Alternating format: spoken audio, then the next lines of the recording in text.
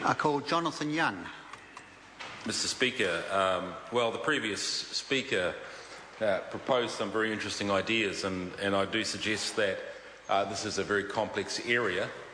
One of the difficulties that a contractor has if they don't receive payment is that the value of what they have contributed is often built into a building, and you can't retrieve it. If somebody sells a motor vehicle and doesn't get payment, certainly they can go and repossess that.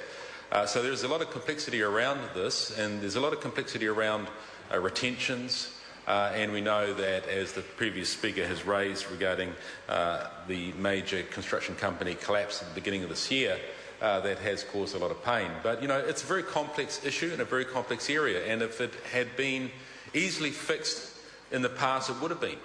And so while these ideas have a sense, a resonance of logic to them, I think the outworking of them is quite difficult. Otherwise, they would have already been outworked, I'm sure.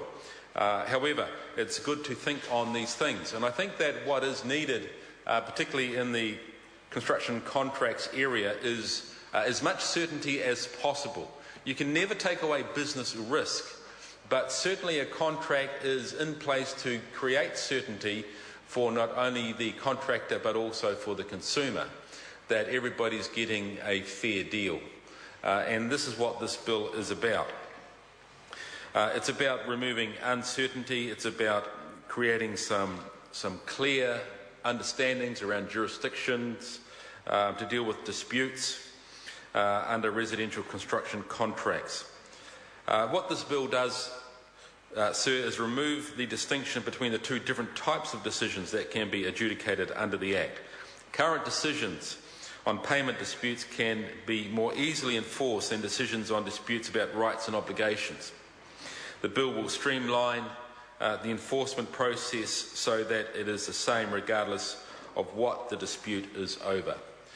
So I think that this is a bill that is timely, and I do congratulate the Minister of Building and Construction, Minister Honourable Maurice Williamson, for bringing it to the House, and I do trust that we can have good progress through the House and committee stages so that we get the sort of certainty that will bring confidence into the construction industry around disputes. Thank you, sir.